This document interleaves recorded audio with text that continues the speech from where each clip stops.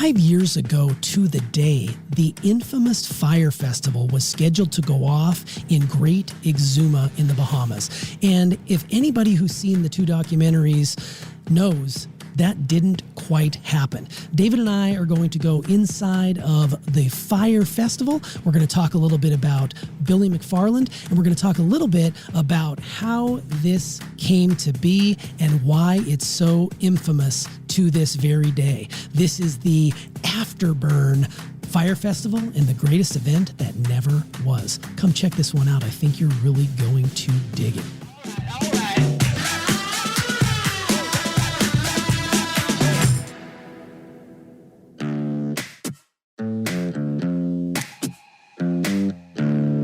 Successful people learn how to make their mind work for them. I'm David Nagel, and this is the Successful Mind Podcast.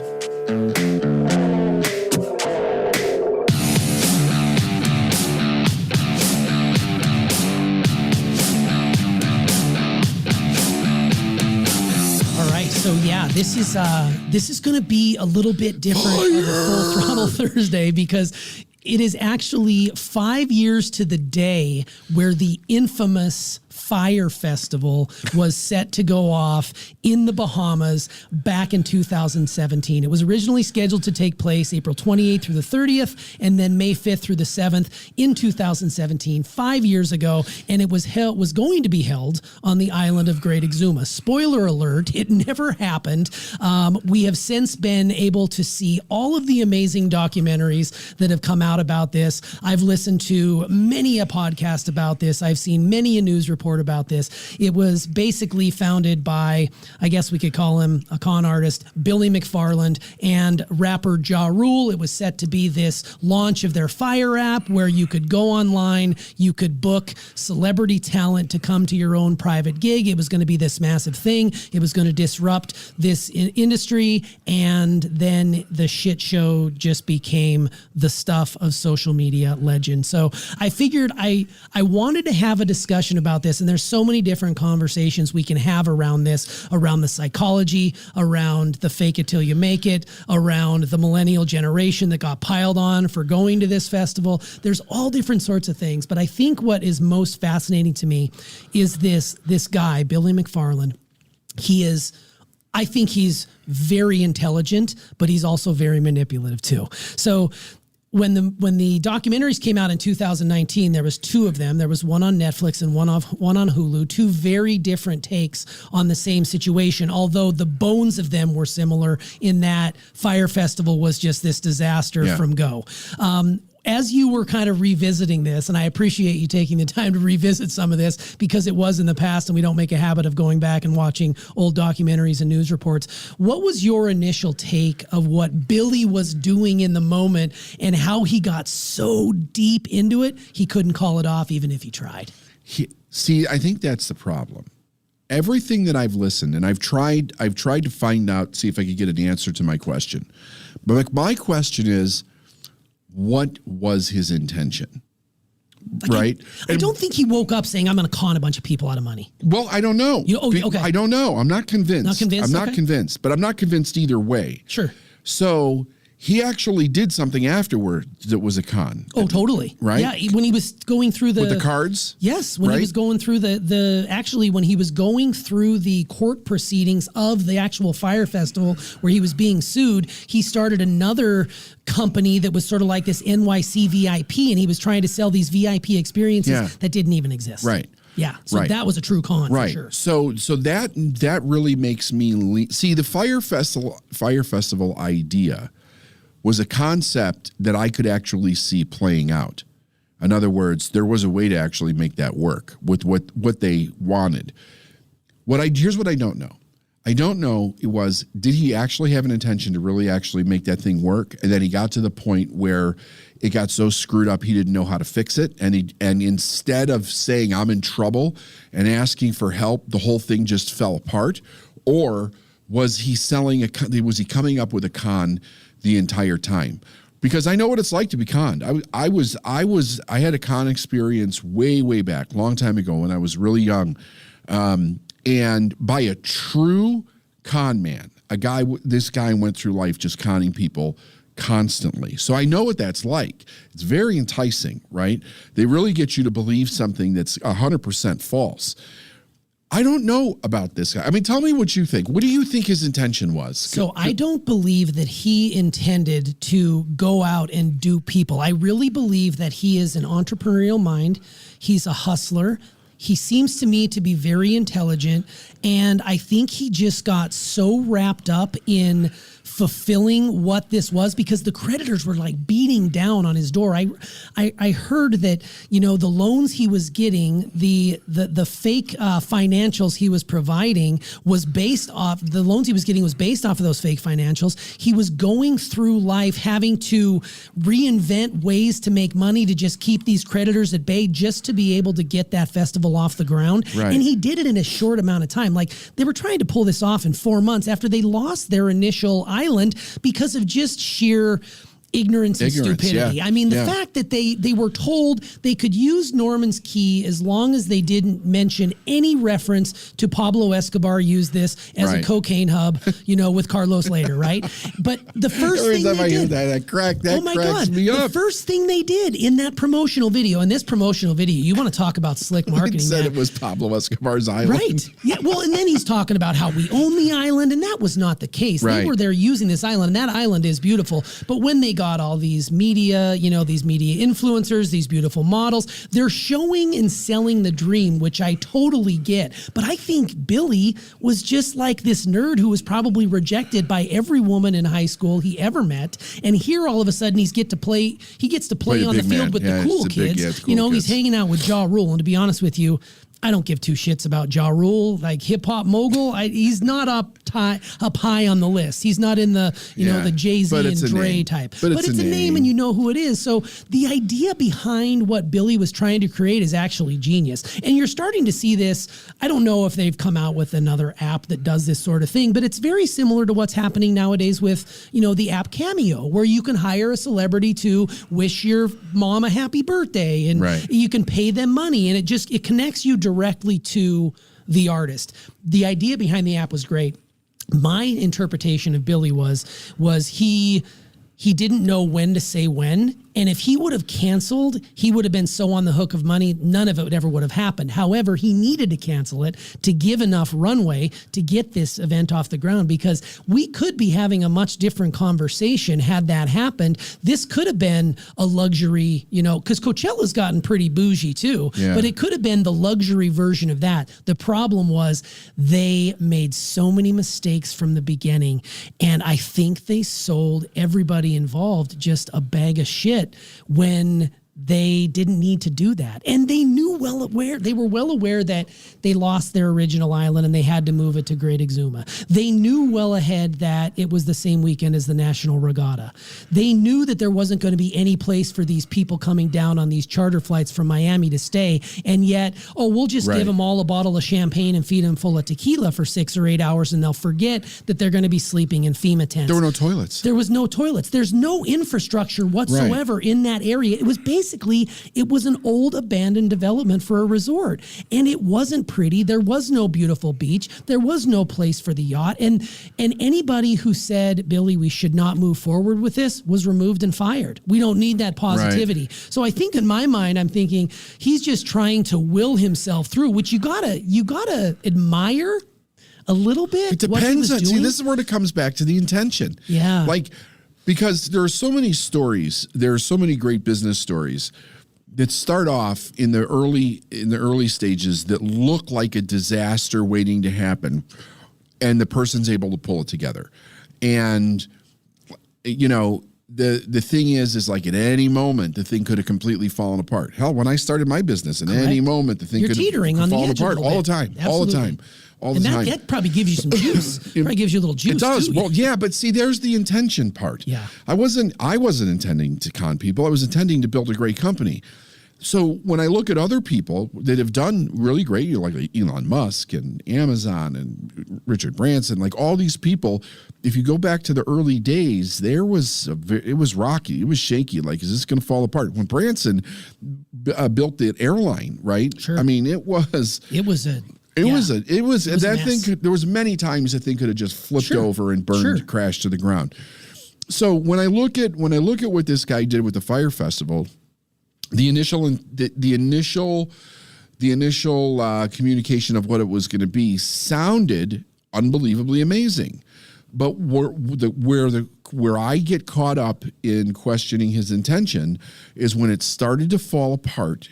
And it started to fall apart really fast. Like you said, he started firing people, right? Same as Adam Newman with WeWork. WeWork. Right? They started letting people, anybody that was a naysayer. Now I get this is a fine line that you walk. You need people that will keep going even when it looks like it's going to fall apart, right?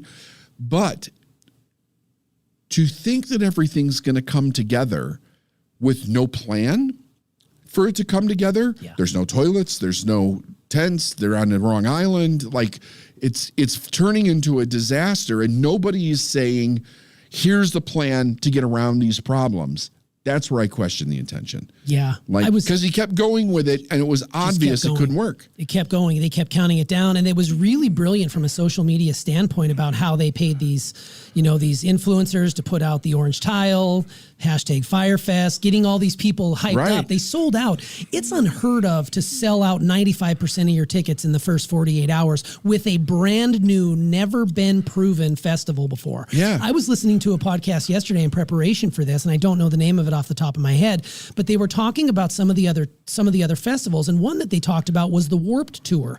And for anybody who knows about the Warped Tour, that's been going on for 20 plus years. That has never actually turned a profit from that side of things because they pay so much money out to the performers and the talent. They're just happy to break even. As a promoter, to be able to take any money out of this festival, it was never really going to happen. And they do say it takes about 4 or 5 years to get a footing, to become a Coachella, to become a Burning Man, if you will, like these other sorts of festivals that are all over there. And there's tons of these Burning things. Man took 20 years. But it's fascinating because they actually thought that they were going to be able to pull this off, even when they knew people were going to be sleeping in soaked ass wet FEMA tents that were held over from Hurricane Matthew. And there weren't enough. There were not enough. And they were even told as much. And the guy who said, you cannot have 2,000 people in this space that only holds 500. We need to bring in the cruise ship. Oh, we're not going to do the cruise ship. Oh, well, that completely sent that guy packing because they said, you're going against our vision. This is how it has to be. We need to move forward with it and you need to leave. And then... Well, in that first documentary, when the people got off the plane, they're walking around and they're going, "This is it." Yes. And they're going, "Where's the Fyre Fest? This is the Fyre Festival, right?" Yes. And you could see like the dissonance in their face. Like, wait a minute, this can't be this. This is not the luxury I signed up for. This is not the lux. Exactly. So it shows you how much they bought into it. Oh, it totally did. And then that brings up the conversation around, who is most culpable in this? Do we blame the social media influencers who were paid up to $275,000 to put a post out there because people were actually swayed by it? I'm not swayed by what supermodels are doing, or I'm not swayed by celebrity. That's just me. I mean, no disrespect nonsense towards them, but I don't get influenced by that. Right. So there were people that wanted to hold them accountable for them putting their name attached to this. It was because apparently, and this was a thing back then, you needed to put #ad in your post to let people know that you were being paid to put it out there. And, one of the Jenners, she was paid upwards of $275,000, I believe, to just put out one post about this. And that's she has a huge social media following, and it did move the needle for some people. And didn't she just put up the square? Oh, that's all it was. It was just a square with #Fyre Festival. Right. And there were I think they had this huge social media blitz, and it was really quite genius to create this buzz, which is why they sold out the majority of their tickets. But here's something interesting. The people who purchased these early bird tickets, these right out of the gate, $500 tickets. Is that how much they were? $500 out of the gate got them, and this is where too good. If it sounds too good to be true, it probably is. We're talking charter flight from Miami with, luxury tent accommodations, food and drink for $500 for 4 days in the Bahamas. Like, I get you can go on these cruise ships and pay like $500 and get all the food you can eat, and you got to pay for your drinks usually, but you get these nice accommodations. Yeah. It sounds a little fishy to me, but when you actually see that and you start to see who they were, I don't want to say praying, but that's kind of what it was. They were hitting this generation. Like, I'm too old to really get hyped up about this thing because I'm not a festival goer. It's too loud. It's too noisy. I've got a bedtime. You're not 22 anymore. I'm not 22, but it was really preying on those people, which fascinated me. But it did sound like it was too good to be true. It did. And it was. It did. And it was. The thing is that's where a person has to say to themselves, this math doesn't add up. Right.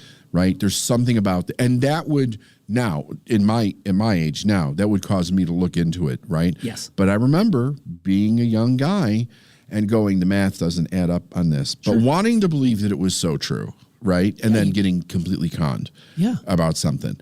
But you're right. Like, to believe that is to be completely ignorant of what these things actually cost to do, to have some idea. But look at the people that they preyed on. Look at how young they were. Yes, they were. They have no freaking idea what these things cost. Yeah. Right? They have no idea what it would cost to put something like that on. No, and they've already invested money. And this is the interesting thing. How much do you remember how much they said they pulled out of those sales? How much did they totally sell at the 500 or whatever the price was? I can't remember, because then tickets started to go up, and they were upwards of, some people were on payment plans. They were paying like $1,500 for the ticket. It still included the charter flight from Miami, but these people still had to get from LA, Seattle, wherever to get to Miami to fly. Right. I don't know exactly how much money was pulled, but it was enough for Billy to be able to keep paying people minimum payments to be able to keep this festival on the rails, sort of. But it was in the millions of dollars. And then when he ran out of money and there was no other opportunity for them to get money, he came out with the Fyre Band. And the Fyre Band was now going to be this wristband that you wore that was a cashless system. We expect you to put on between $3,000 on this band for the weekend, because it's a cashless event. That helped to go pay for the setup, the lighting rigs, the food, whatever it might be. So there was all these things that kept adding up, kept going back to people.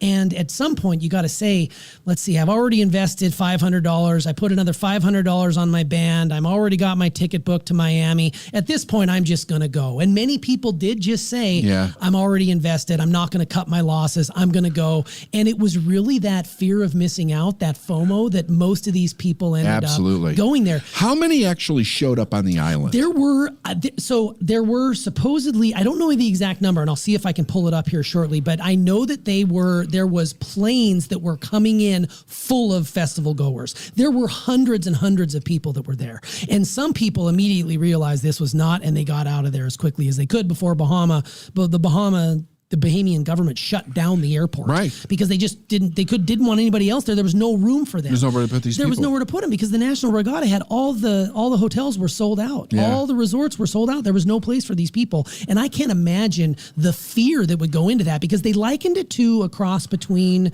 the Lord of the Flies and the Hunger Games, because it was just like this mad dash to get whatever you could get. And they were not helping out at all. Like, just throwing their luggage out there and grab your bag and find a tent and grab a mattress and, here's another bottle of tequila to keep you well lubed up as you get ready for this. And this was when the festival was shut down. The bands were canceling. It wasn't going to happen. But it'll be interesting to see exactly how many people were there. But it's also interesting to see the varying accounts of people who were there. I listened to another podcast yesterday where they interviewed 4 different people, and each one of those 4 different people had very different experiences. There was one guy who had the time of his freaking life. He adjusted his expectations. He's like, you know what? I'm down here. It cost me $500. I'm in the Bahamas. I'm hanging out with people. They're giving me booze. So it sucks. I have to sleep on the ground in the beach, whatever. I'm just going to make the most of it. This guy, Mitch, you are a saint. He friggin' was like, you know what?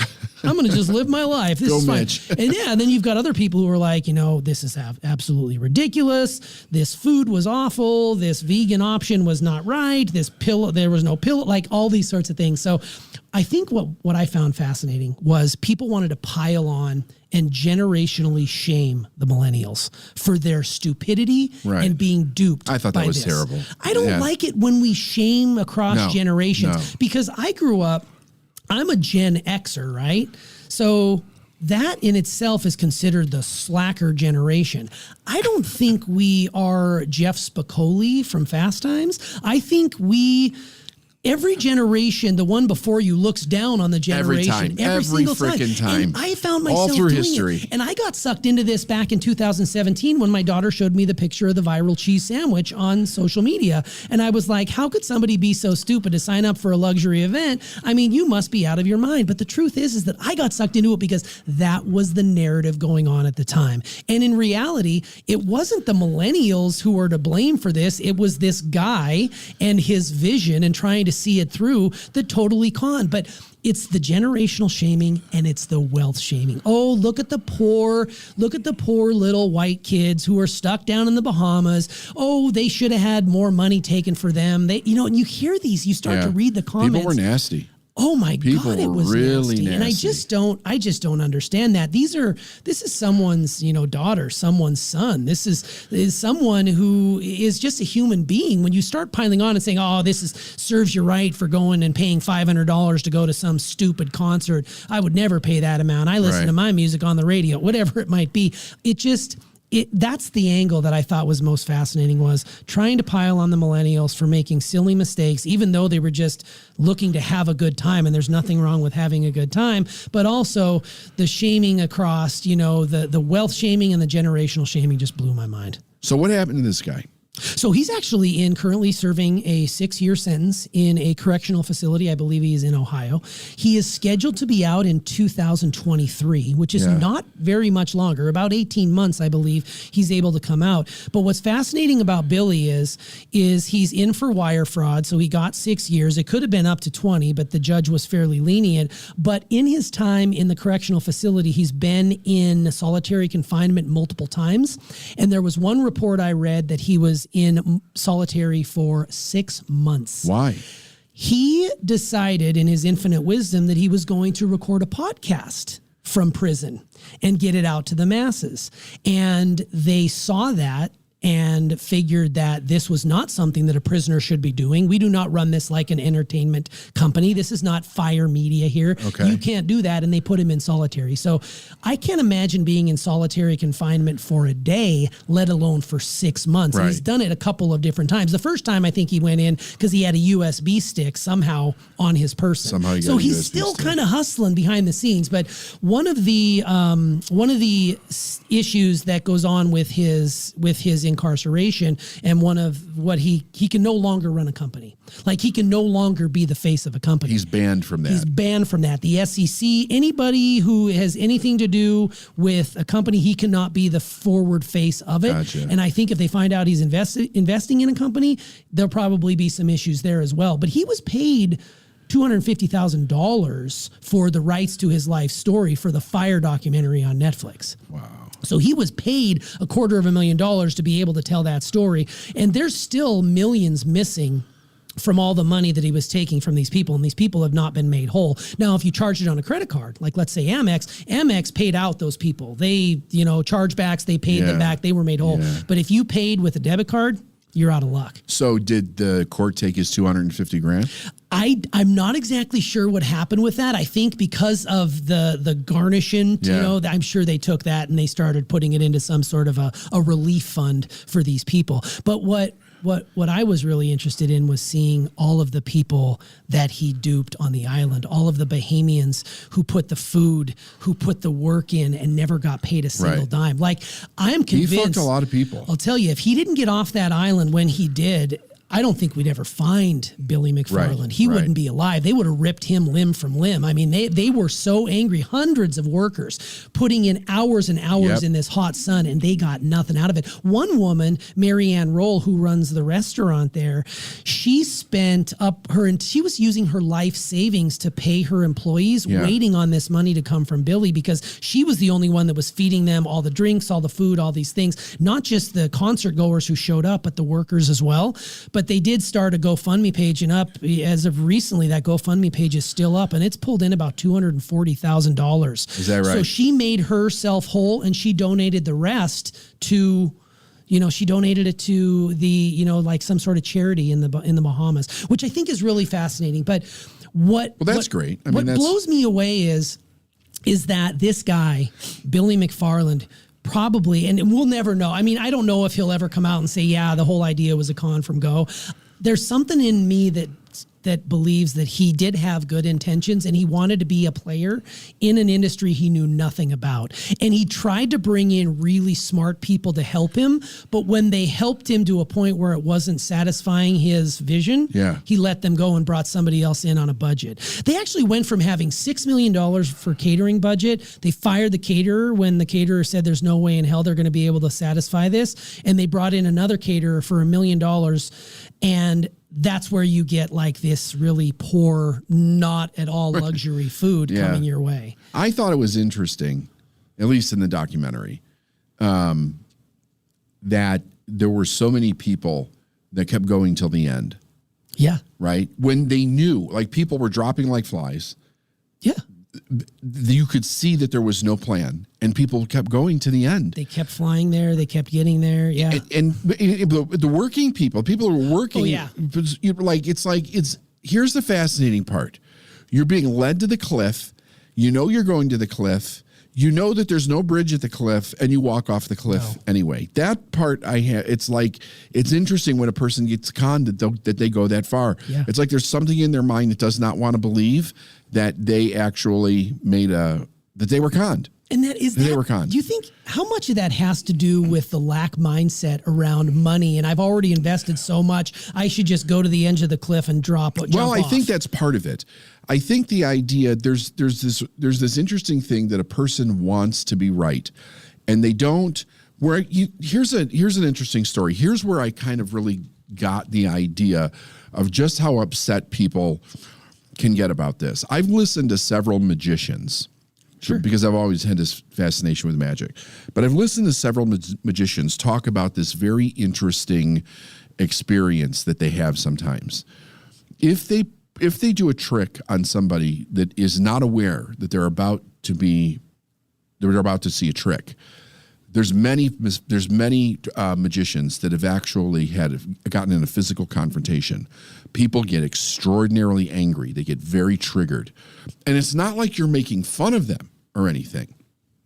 It's the fact that they're tricked, that they can't figure out what you did. And that's frustrating. There is a very angry human response that comes from that, right? Sure. And I remember hearing that, and I would think to myself, why would somebody get so angry? Like, let's say you just met somebody in the street, you did a card trick. They didn't realize you were going to do a trick. You do a trick. They feel duped, right?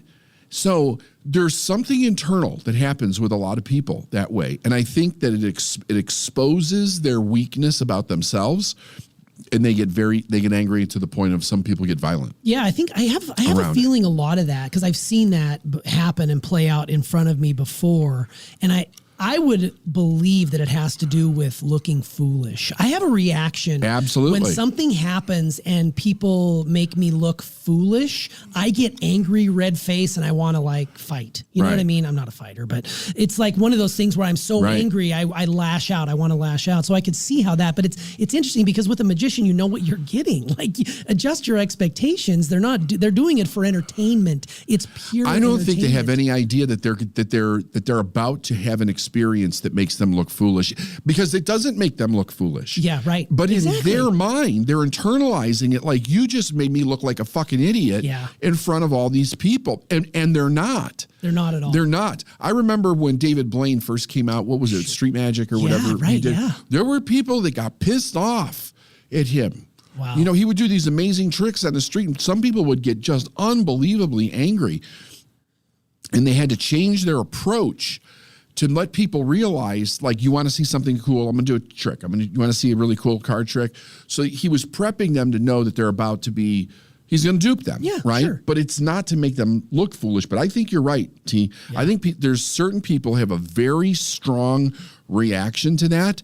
And it's the fact that they have that in themselves, and they know consciously, they're looking at the math, this isn't right, but they emotionally hold on to it because they don't want to look like an idiot. Yeah. I think there's a lot to that. I think you're right. And I think you're right. And just to circle back, there were about 500 people who actually made it to Great Exuma for this event. Yeah. So there were 500. There was supposed to be 2,000. Most people, anybody who was on Twitter or Instagram at the time, they knew they weren't going to jump on that plane. So getting back to Billy, and just as we wind this piece down here, the word sociopath comes up a lot, right? With the definition of what a sociopath is, do we believe that Billy had, even though we don't know him, right? Was he or is he a sociopath? Because my opinion would be he definitely narcissist. He definitely is a narcissist for sure, because he was actually running another con while he was going through litigation for this one. Yes. So he was just bouncing to the next thing, trying to stay afloat. Right. Right. And he's probably a brilliant guy on top of it. Yeah. But he doesn't have any boundary in his mind as to where to stop. Yeah. He doesn't know. Well, I shouldn't say that. I don't know that. I don't know that he has an idea of what's right or wrong in his mind.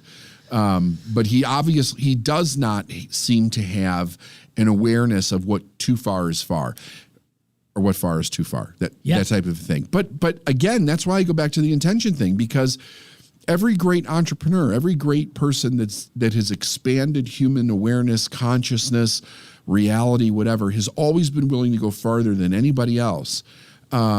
But not too far, right? Sure. So that's an unknown place. There is no, I know what too far is. You don't know too far until you've gone too far, right? Yeah. And then you got to dial it back a little bit. But apparently, this guy's never learned that. There is none, because he's gone from one to another, and then he's done several things in prison that have landed his ass in solitary. So he's not learning. No, he's not. So there is probably sociopathic, narcissistic.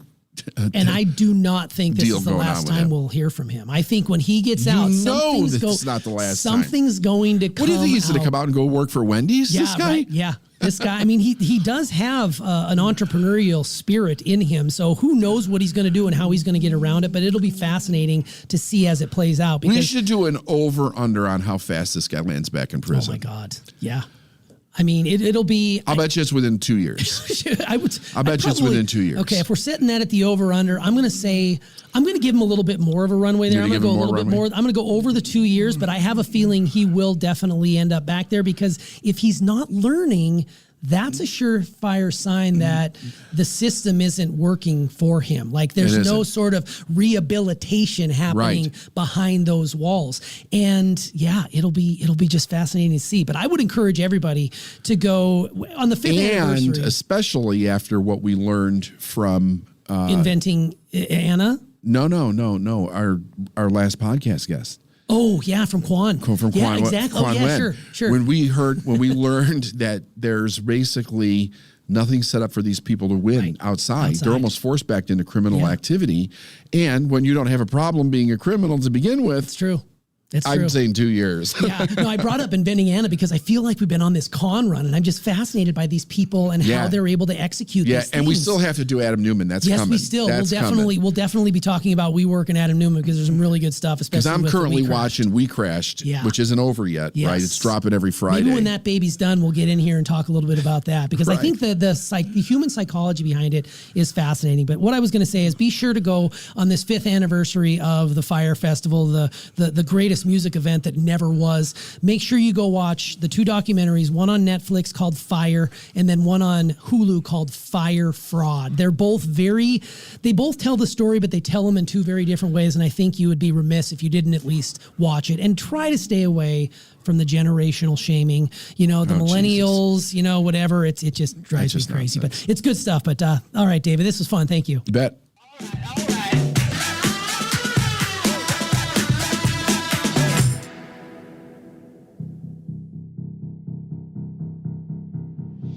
Well, there you have it, Fyre Festival. This is the 5-year anniversary since that shit show went down, and it was quite crazy. I mean, props to those people who went down there and still tried to make the most of it. I mean, it was a brilliant idea, but it just wasn't executed well. And for being people like we are who run events ourselves, it just really never had a chance. But we'd like to hear what you think about this. I know it's probably a little niche that we're talking about this 5 years later, but it's just fascinating when you start to think about who these people are and who these people were, and how so so many people really got conned out of this luxury experience they'd expected. So do us a favor, leave us a comment down below. Would you have gone to a Fyre Festival? Would you go to one if they had one coming up this summer? Tell us a little bit about that. Be sure and ring that bell for more content like this. And we hope you enjoyed this Full Throttle Thursday. We'll see you on the next Successful Mind podcast.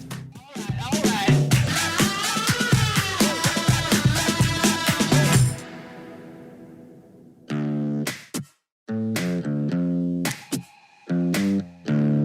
Thanks for listening to the Successful Mind podcast. And if you like what you heard and you want to know more, go to davidnagel.com/free stuff.